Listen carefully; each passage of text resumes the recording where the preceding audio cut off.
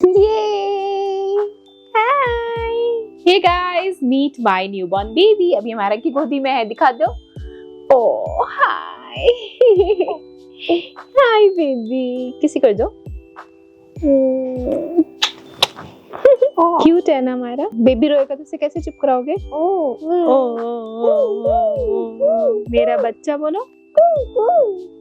कैसे बोला है?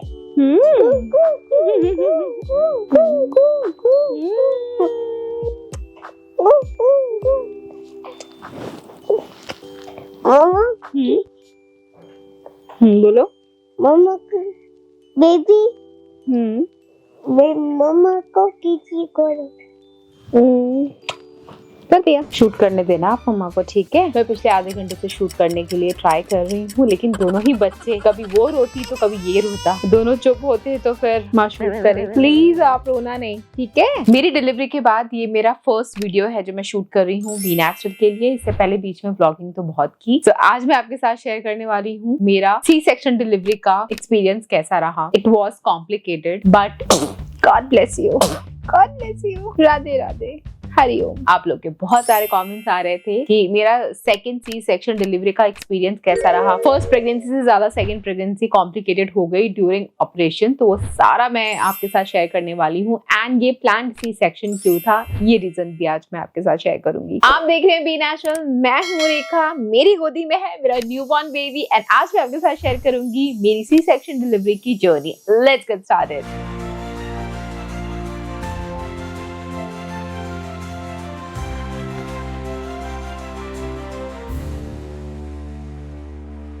लगभग 2.5 साल पहले जब मेरी फर्स्ट डिलीवरी हुई थी, अमायरा जब पैदा हुई थी, तब मेरा सी सेक्शन हुआ था due to some complications. And जब मैं दूसरी बार प्रेग्नेंट हुई तो मैं मेंटली प्रिपेयर थी कि इस बार मैं कोशिश करूंगी कि कॉम्प्लिकेशंस ना हो एंड नॉर्मल डिलीवरी हो पाए. लेकिन भाई गॉड के अपने अलग ही प्लान्स होते हैं. इतना कम एज डिफरेंस रहेगा दोनों बच्चों के बीच में तो नॉर्मल हो पाना डिफिकल्ट होता है. यही प्रॉब्लम मेरे साथ हुई. भाई मेरा बेबी बहुत ध्यान से मेरी सारी बातें सुन रहा है. मम्मा क्या कर रहे हो? आपको तो सब पता ही है आपने क्या क्या किया मेरे साथ. तो हुआ यूं कि डिलीवरी के 1 हफ्ते पहले डॉक्टर ने जब अल्ट्रासाउंड किया मेरे स्कार्स के ऊपर, तो उन्होंने बोला बेटा आपके जो स्कार्स है ना वो एकदम पतले हो चुके हैं. 1 हफ्ते से ज्यादा आप बेबी को होल्ड करके नहीं रख पाओगे क्योंकि फिर स्टिचेस के ऊपर बहुत ज्यादा प्रेशर पड़ेगा. एंड ऐसे में नॉर्मल डिलीवरी के लिए ट्राई करोगे तो स्टिचेस फट सकते हैं, मतलब टाके फट सकते हैं और बेबी के लिए बहुत ज्यादा खतरा है. एंड बेबी का वेट भी काफी अच्छा खासा था, हेल्दी वेट था बेबी का. तो ऐसे में हमें ये टफ फैसला लेना पड़ा कि नहीं भाई हम नॉर्मल के लिए ट्राई नहीं कर सकते हैं. हमें फिर प्लान्ड सी सेक्शन के लिए ट्राई करने के लिए डॉक्टर ने रेकमेंड किया. अल्ट्रासाउंड में भी एंड मेरी गायनेकोलॉजिस्ट ने भी यही बोला. फिर भी मैं वेट करती रही कि नॉर्मल डिलीवरी हो जाए, नॉर्मल लेबर पेन स्टार्ट हो जाए, पर ऐसा कुछ नहीं हुआ. एंड जो डेट हमने प्लान कर रखा था उसी डेट को प्लान्ड सी सेक्शन करवाना पड़ा. अब जब क्या हुआ क्या हुआ क्या हुआ बताओ बताओ बताओ. आपको भी कुछ कहना है, बताना है आपको आपका एक्सपीरियंस शेयर करना है. हाँ बताओ, इसको भी अपना एक्सपीरियंस शेयर करना है. बोलो क्या हुआ? ओ ऐसे ठीक है? कंफर्टेबल हो? बहुत ही गंदी बदबू आ रही है, लग रहा है बेबी ने पॉटी कर दी है. तो एक बार ये क्लीन करती हूँ फिर आगे कंटिन्यू करती हूँ. अच्छी खासी पॉटी कर रखी थी लेकिन फिर भी आप रोई नहीं. मम्मा को डिस्टर्ब नहीं करना चाहते इसलिए. अभी कितना शांत है ये बच्चा, बहुत ही शांत रहता है और बिल्कुल डिस्टर्ब नहीं करता.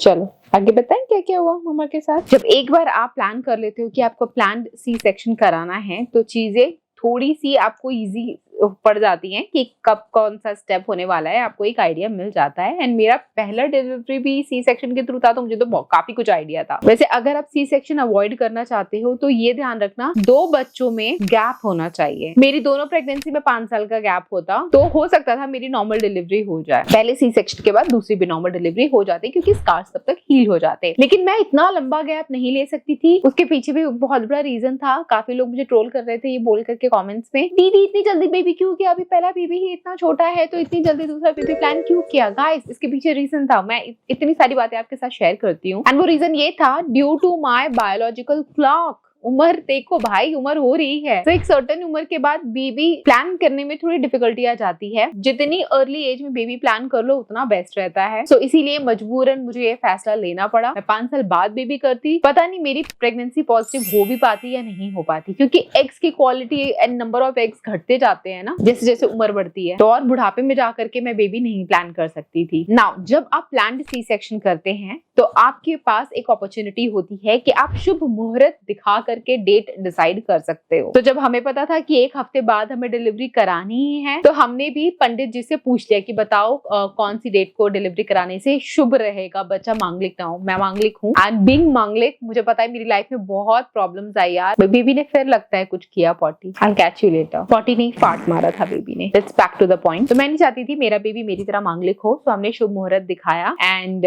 पंडित जी ने एक डेट हमें बता दी एंड उसी डेट को हमने डिलीवरी कराने का तय किया। तो जब डेट हमने डॉक्टर को बताई तो डॉक्टर ने बोला आप सुबह सुबह आ जाना, सुबह अर्ली आपकी डिलीवरी कर देंगे, 8-9 बजे तक बच्चा आपके पास होगा। तो 24 अक्टूबर वो डेट थी जब हमने डिसाइड किया कि हम अपने बेबी को दुनिया में लेके आ रहे हैं। अब डिलीवरी की एक रात पहले से आपको डिलीवरी के लिए कुछ तैयारियां करनी होती है, वो मैं आपके साथ शेयर करती हूँ, ताकि अगर आपका भी प्लान्ड सी सेक्शन हो तो आपको काफी हेल्प मिले। और मेरा बेबी सो गया, तो एक रात पहले ही मैंने अपने सारे नेल पेंट रिमूव कर दिए थे, क्योंकि जब सी सेक्शन के थ्रू डिलीवरी हो रही होती है ना तो वो नेल पेंट रिमूव करने के लिए बोलते हैं। क्योंकि मैंने इस बार पूछा कि क्यों नेल पेंट हटाते हैं, तो उन्होंने बोला कि उसके होने से इन्फेक्शन ग्रो कर सकता है, इसीलिए हटाते हैं। अब मुझे इसका लॉजिक कुछ समझ में नहीं आया, पर मुझे एक सिस्टर ने यही बताया, तो होता होगा कोई रीजन। मैंने अपने सारे फिंगर्स के नेल पेंट रिमूव कर दिए, लेकिन मैंने अपने पैरों के नेल पेंट रिमूव नहीं किया। तो मुझे लगा था शायद तो कोई फर्क नहीं पड़ता, बट आई वाज रॉन्ग। वहां जाकर के फिर उन्होंने मेरे पैरों के नेल पेंट रिमूव किए एंड नेल्स वगैरह भी मैं कट करके गई थी ड्यू टू हाइजीन पर्पस। वैसे भी न्यूबॉर्न बेबी को मेरे नेल्स से कोई प्रॉब्लम ना हो जाए, इसलिए मैंने काट लिए थे अच्छे से। एंड डॉक्टर ने बोला था डिलीवरी से पहले अपना हेड वॉश कर लेना, तो मैंने रात को ही अपना सर धो लिया था। अब क्योंकि मेरी डिलीवरी मॉर्निंग की थी तो डॉक्टर ने बोला था 8 बजे ऑपरेशन करूंगी तो आप 2 घंटे पहले ही आ जाना। तो 6 बजे मुझे आने के लिए बोला गया। घर से हम लोग 5:30 बजे निकले थे, 6 बजे हॉस्पिटल पहुंच गए थे एंड लगभग 7:30 बजे मुझे दूसरे रूम में ट्रांसफर कर दिया। इससे पहले ये बता दूं कि जब मैं हॉस्पिटल पहुंची थी ना, तब उन्होंने मुझे बोला था कि आप नहा लो। मैंने कहा यार अब भी सुबह 5 बजे उठ करके नहा के आ रही हूँ, दोबारा नहाने को क्यों बोल रहे हो? तो उन्होंने बोला कि नहीं,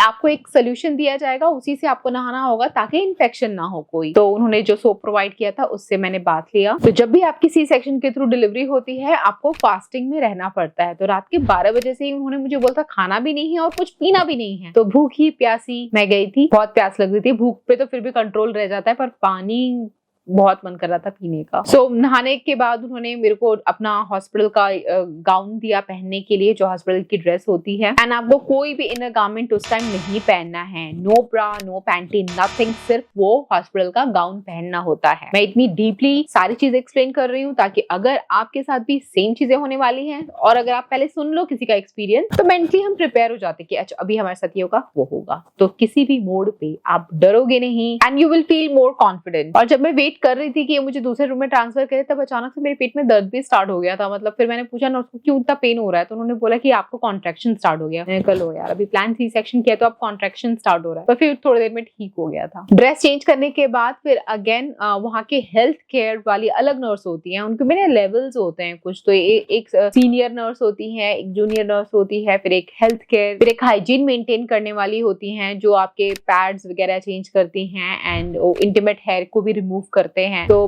मुझे तो पता था कि ये होने वाला है, तो मैं तो घर से पहले से इंटीमेट हेयर को रिमूव करके गई थी। बट देन उन्होंने बोला कि हेयर रिमूव करना है। मैंने कहा मैंने तो कर लिया है। उन्होंने कहा नहीं, एक बार चेक करना पड़ेगा। तो उन्होंने जब चेक किया तो उन्होंने देखा कि मेरे जो स्कार थे ना फर्स्ट प्रेगनेंसी के, उसके आसपास थोड़े बहुत हेयर थे। तो उन्होंने बोला कि ये भी काटने पड़ेंगे। अच्छा ठीक है। अब मैंने वहां से अच्छे से नहीं उतना रिमूव कर पाई होंगी क्योंकि दिखता नहीं है ना उतना प्रॉपर, इतना बड़ा बेली रहेगा तो कहाँ से प्रॉपर नजर आएगा। तो फिर उन्होंने इंटीमेट हेयर को रिमूव कर दिया एकदम अच्छे से। फिर उसके बाद आधे घंटे के लिए मेरा NST टेस्ट हुआ। उसके अंदर हार्ट बीट बच्चे की वो लोग देखते हैं एंड जब भी बच्चा कोई मूवमेंट करे, किक मारे, तो कुछ होता है पेन जैसा, वो प्रेस करना होता है। तो उससे वो काफी कुछ चीजें मेजर करते हैं बेबी के हेल्थ के बारे में। तो लगभग 7:30 बजे के आसपास मुझे वो लोग व्हील चेयर के ऊपर बिठाते हैं एंड लेकर के जाते हैं ऑपरेशन थिएटर। अब व्हील चेयर पे बैठना, मुझे तो लग रहा था यार मैं वॉक करके जा सकती हूँ, अभी थोड़ी ना कुछ हुआ है। पर उन्होंने बोला कि नहीं, ऑपरेशन थिएटर तक जाना है तो व्हील चेयर पे बैठ करके ही जाना पड़ेगा। तो उसके ऊपर बिठा करके ले गए एंड उस टाइम टाइम फिर अमायरा को मुझे बाय बोलना पड़ा एंड अमायरा वाज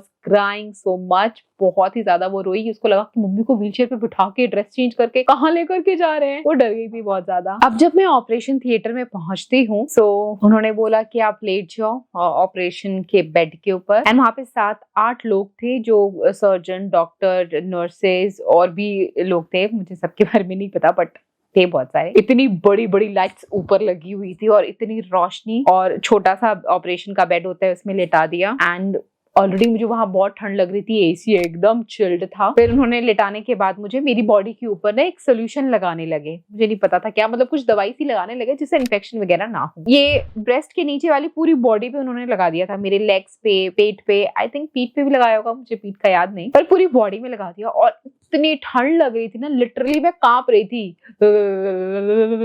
ऐसे कांप रही थी, मेरे दांत cut cut cut cut cut cut कर रहे थे। और मेरी डॉक्टर को मेरे पे इतना दया आ रहा था ना कि वो उन्होंने भावुक होकर के बोल दिया कि अरे यार एसी बंद कर दो, बट एसी बंद नहीं कर सकते थे क्योंकि फिर सब लोगों ने वो ऐसी ड्रेस पहनी थी ना, ऑपरेशन करते टाइम जो ड्रेस पहनते हैं उसमें उन लोगों को बहुत गर्मी लगती है एंड बहुत ज्यादा गर्म माहौल हो जाता और चिल्ड चाहिए था ऑपरेशन के टाइम वहां का वातावरण, तो फिर बंद नहीं कर पाए। लेकिन उनको मेरे लिए बहुत बुरा लग रहा था कि यार इसको कितनी ठंड लग रही है, कितनी कांप रही है, मेरी बॉडी कांप रही थी, मेरे दांत ऐसे ऐसे हो रहे थे, मुझे बहुत ठंड लग रही थी, बुरी हालत हो गई थी मेरी। एंड फिर भी आई वॉज स्माइलिंग, तो वहां पे कोई कह भी रहा था कि यार इसकी तो फोटो लो, देखो ये स्माइल कर रही है अभी भी। और पता नहीं क्यों मेरे को पूरा टाइम में हंसती रही। मेरा ऑपरेशन स्टार्ट हो चुका था, तो फिर उसके बाद उन्होंने बोला बैठो और झुको, ऐसे एकदम आगे झुको, झुको और झुको, झुको, एकदम बेंड किया। मेरी पीछे रीढ़ की हड्डी में उन्होंने कुछ ढूंढा एंड वहां पे एनेस्थीसिया का इंजेक्शन लगाया। जो एनेस्थीसिया वाली डॉक्टर थी ना, बहुत अच्छी थी यार, इतने अच्छे से काउंसलिंग कर रही थी, बात कर रही थी, शी वाज सो नाइस। मैंने अपनी लाइफ में इतनी प्यारी डॉक्टर नहीं देखा। She was really nice person जिन्होंने मुझे एनेस्थीसिया दिया। I loved her nature. सो बहुत अच्छे से बात कर रहे थे वो। फिर जब उन्होंने दिया, उन्होंने फिर कुछ ही सेकंड्स में मेरे पैर में ना झुंझुनाहट सी होने लगी, पैर मैं फील नहीं कर पा रही थी कि मेरे पैर कहाँ है। एंड वो फिर शायद सुई से या कुछ तो शार्प ऑब्जेक्ट से मुझे पोक कर रहे थे पैर में और पूछ रहे थे यहाँ कुछ फील हो रहा है, यहाँ कुछ फील हो रहा है, यहाँ कुछ फील हो रहा है। तो फिर मैंने कहा नहीं कुछ फील नहीं हो रहा, मेरे लेग्स फील ही नहीं हो रहे थे। थोड़ी ही देर में मतलब एनेस्थीसिया का असर इतना जल्दी फास्ट होता है ना कि थोड़ी देर में नीचे की पूरी बॉडी, यहाँ ब्रेस्ट के नीचे की पूरी बॉडी मेरी सुन्न हो गई, मुझे कुछ फील नहीं हो रहा था। मैं कोशिश कर रही थी अपने पैर को हिला पाऊं, मैं नहीं हिला पा रही थी। एंड शायद से उन्होंने मेरी टांगों को भी बांध दिया था, ऐसा मुझे लग रहा है। आई एम नॉट 100% श्योर, पर मुझे ऐसा फील हो रहा है। उसके बाद मेरे यहाँ पे कर्टन सा रेस कर दिया, ग्रीन कलर का कर्टन, की मेरे को ऑपरेशन होते हुए कुछ नजर ना आ पाए। फिर उन्होंने मेरे पेट को काटा, 7 लेयर्स मेरे पेट की काटी, मुझे कुछ फील नहीं हो रहा था। लेकिन ऐसे टाइम में, जब अमायरा के टाइम जब मेरा ऑपरेशन हो रहा था ना, मैं डरी हुई थी, नर्वस थी, क्या होगा, घबराई हुई थी। और जब भी किसी का भी ऑपरेशन होता है, भले ही दर्द नहीं होता सी सेक्शन में, लेकिन हर कोई घबराया हुआ तो होता ही है, सबको डर लगता है। बट मुझे इस बार पता नहीं क्या हो गया था, I was laughing through out my operation. मुझे हंसी आई थी, खुशी हो रही थी। ये खुशी थी कि चलो फाइनली यार सेकंड प्रेगनेंसी जर्नी फिनिश हो गई है, अभी बेबी हाथ में आ जाएगा या आ जाएगी, कैसा रहेगा, बहुत सोच के मैं एक्साइटेड हो रही थी कि फाइनली वो टाइम आ गया है। एंड मुझे अपनी डॉक्टर पे बहुत ज्यादा ट्रस्ट था कि लास्ट टाइम उन्होंने बहुत अच्छे से किया था, इस बार भी अच्छे से होगा, तो मुझे डर तो कहीं से भी लग ही नहीं रहा था। बट सब हैरान थे कि रेखा क्या हो गया। मैंने कहा लगता है मैम आपने लाफिंग गैस छोड़ी है, मेरे को इतनी हंसी क्यों आ रही है। तो कहती है हाँ मैंने लाफिंग गैस ही छोड़ी है। प्रिंस सीरियस हो गया, हाँ लाफिंग गैस। मैंने कहा नहीं यार मजाक चल रहा है। हंसते खेलते कब उन्होंने मतलब पेट काट दिया, मुझे कुछ पता नहीं चला। फिर उसके बाद प्रेशर देना होता है, हमारे के टाइम भी प्रेशर दिया। मेरे सर के पास आगे कोई तो आया था एंड उन्होंने मेरे पेट पे जोर जोर से प्रेशर देना स्टार्ट कर दिया। तो मुझे प्रेशर फील हो रहा था, मेरी बॉडी पूरी हिल रही है, मूव हो रही है, मुझे ये फील हो रहा था, लेकिन कोई दर्द नहीं हो रहा था। एंड सच में जब वो बच्चा ऐसे प्रेशर के साथ, क्योंकि बेबी एकदम ऊपर होता है, यहाँ प्रेशर ऐसे दे दे के बच्चे को नीचे की तरफ शायद पुश करते हैं एंड देन खींच करके निकालते हैं। तो पूरा मेरा बेड ऐसा लग रहा था हिल रहा है, सब हिल रहे हैं, वो सब मुझे फील हो रहा था। अब आती है कॉम्प्लिकेशंस की बारी। 1 हफ्ते पहले अल्ट्रासाउंड कराया था, तब नहीं पता चला था कि बच्चे के गले में 3 नॉड है। लेकिन 1 हफ्ते में बच्चे ने आपने बेटा ऐसी करवट ली ना कि गले में 3 लूप्स हो गए थे। जो बच्चे की वो होती है ना कॉर्ड, वो बच्चे के गले में 3 बार ऐसे राउंड राउंड हो गया था, लूप बन गया था। डॉक्टर ने तभी बोला बच्चे के गले में 3 नॉड्स हैं। तो भाई मेरे को मतलब एक पल के लिए लगा था, फिर मुझे लगा कोई नहीं सब ठीक ही होगा, बच्चा आ भी नहीं रहा था बाहर। तो डॉक्टर ने कुछ पंप करके, सक्शन पंप यूज किया एंड देन बच्चे को खींच करके निकाला। एंड उस टाइम वहां का माहौल बहुत गर्म हो गया था। प्रिंस एकदम से डर गए थे, उन्होंने बाद में मुझे बताया कि वो बहुत डर गए थे। एंड क्योंकि प्रिंस भी मेरे साथ ऑपरेशन थिएटर में थे, हमने स्पेशल परमिशन लेकर के उनको भी बुलाया था, वो भी एक्सपीरियंस करना चाहते थे अपना फादरहुड। उन्होंने देखा मेरा, सब खड़े होके वो देखने लगे, तो उन्होंने देख लिया था कैसे क्या हो रहा है, वो डर गए। तो मैं तो नहीं डरी थी, पता नहीं क्यों, बट जब बच्चे को ऐसे निकाला, डॉक्टर ने उल्टा टांगों के थ्रू बच्चे को पकड़ा और ऐसे दिखाया एंड बोला ये देखो it's a baby boy. Miracle moment लग रहा था कि इतना अभी खींचातानी चल रही थी, इतनी सारी कॉम्प्लिकेशंस आ गई थी एक साथ, गले में 3 बार नॉट अटक गई थी, सक्शन पंप के थ्रू बेबी को निकाला, अभी ऐसा लग रहा था सबको क्या होगा एंड फ्रैक्शन ऑफ सेकंड्स में फटाफट बेबी हाथ में भी आ गया। फिर उन्होंने बेबी को जब मुझे दिया, आई वॉज सो मेस्मराइज्ड देख करके कि यार ये तो प्रिंस के जैसा है। ये बच्चा भी गया मेरे प्रिंस पे। So finally I was more happy. अब आई वॉज हैप्पी क्या बोलूं, मैं तो ऑपरेशन रूम में घुसने के टाइम से ही मैं हैप्पी थी एंड बेबी आ गया तो मैं तो आई वॉज एक्सट्रीमली हैप्पी। तो सबसे पहले मेरा सवाल प्रिंस से यही था कि एक बात बताओ, बच्चे के जब तक मैंने बेबी को देखा नहीं था तब तक मेरे को यही था कि बेबी के बाल कैसे, मैंने कहा बताओ बाल कैसे हैं, हमारे जैसे हैं या नहीं। तो फिर प्रिंस ने बोला हाँ हमारा जैसे ही है। तो जब प्रिंस ने बोला हमारा जैसे ही है तो लोगों को लगा कि बेबी गर्ल हुई है, बड़े कमेंट आए थे, बट मैं तो बालों के बारे में पूछ रही थी। एंड हाँ, अभी बेबी का फेस डे बाय डे और चेंज होता जा रहा है, प्रिंस की जैसा और सिमिलर होता जा रहा है। He looks exactly like Prince. तो मेरी हंसी तभी नहीं रुकी, बच्चा हो गया, हाथ में आ गया, तभी मैं हंसती रही।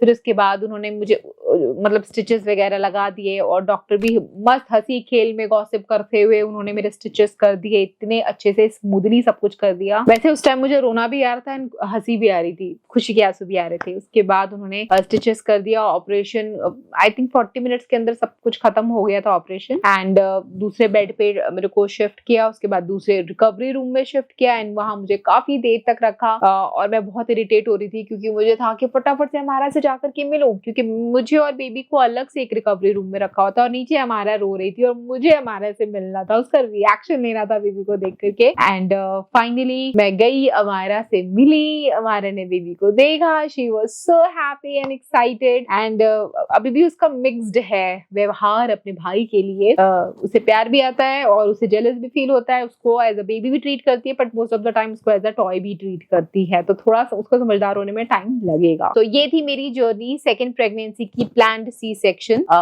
कैसा रहा वो सब मैंने आपके साथ शेयर किया एंड उसके बाद जो हुआ सब व्लॉग में आपके साथ बेसिकली शेयर कर ही दिया था। एंड और भी डिटेल में देखना चाहते हो तो do follow my vlog channel, सब कुछ आपको वहां दिख जाएगा, which is mister and Mrs Prince. अगर आपको वीडियो यहाँ तक पसंद आई है, अगर आपका सी सेक्शन डिलीवरी हुआ है जैसा मेरा हुआ है, रिलेट कर पाए हो, वीडियो थोड़ी सी इन्फॉर्मेटिव लगी है तो do subscribe. Thanks for watching, I catch you again, till then bye guys. और जैसा कि देखा पूरी वीडियो में बेबी गोदी में ही था, कोई तंग नहीं किया इसने, मैं बोलती नहीं, मेरी बातें सुन के बोर होके बेचारा सो भी गया मेरी गोदी में। एंड कल हमारा होने वाला है new born baby photoshoot, I am really excited for that. कैसा होगा यार, मस्ती होगा, जिनसे लास्ट टाइम कराया था उन्हीं से कराएंगे, बहुत अच्छा करते हैं वो। मैं ला रही लगता है बच्चे ने फिर पॉटी की है। चलो वीडियो यहीं खत्म करते हैं, आपसे फिर मिलूंगी, तब तक के लिए बाय गाइस।